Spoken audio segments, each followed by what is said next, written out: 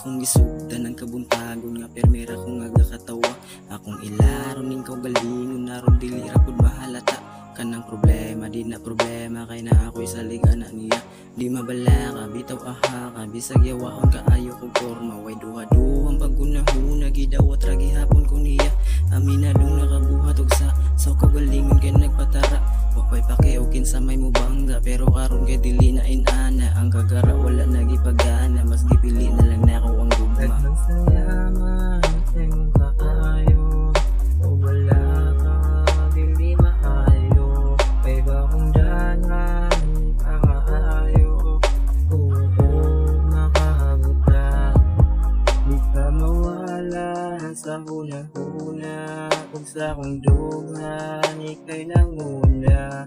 Sa mga plano ikay kauban di ka malimtan. O Ginoong Ama, ikaduhang nakatunan sa kalibutan nga gibarugan. Dili tanan nimong ganahan madaliran nimong makabutan.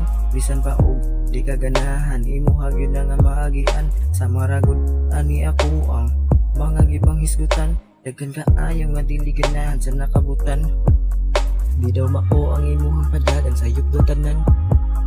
Di sila gusto nga malabawan maoy nabantayan. Wa kay mahimo sa imuhang gusto kung dili kayan. Para lang gid nga dili maguba ang akong pangon. Maong na ko karon diri sa among ubos. Nag-inom tang duway bahala na kay lamok. Magpapak na lang ko diri sa dinosaur. Kay wala man gihapon may pakin ako.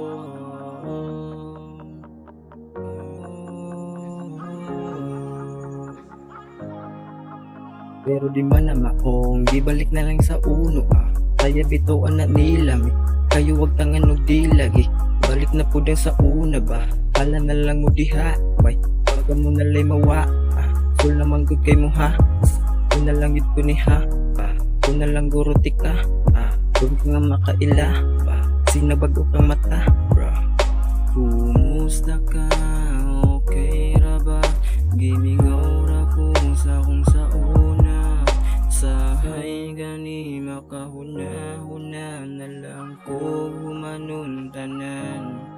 Tungod sa akong naagian natay ako may natripingan.